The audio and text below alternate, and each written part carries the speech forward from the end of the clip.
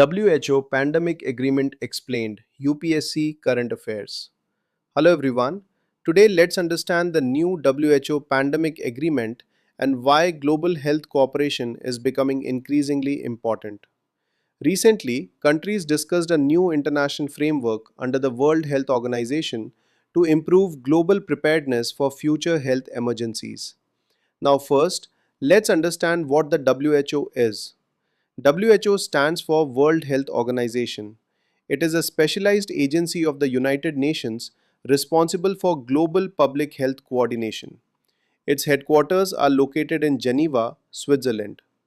The new pandemic agreement focuses on improving international cooperation during global health emergencies.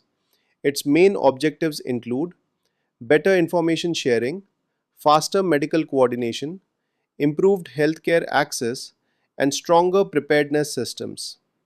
Another important term here is pandemic preparedness.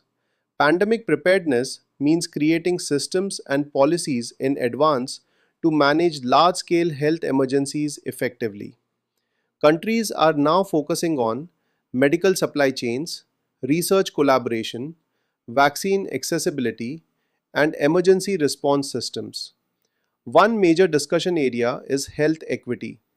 Health equity means ensuring fair access to healthcare resources for all countries, especially developing nations. The agreement also highlights the importance of scientific cooperation, transparent communication, and coordinated policy responses. For UPSC aspirants, this topic is important because it connects global governance, international organizations, public health systems, multilateral cooperation, and global policy reforms. For prelims, remember WHO headquarters, important global health institutions, and international agreements. For mains, this topic can be linked with global governance reforms, healthcare infrastructure, and international cooperation. Overall, the pandemic agreement reflects the growing importance of coordinated global health management in an interconnected world.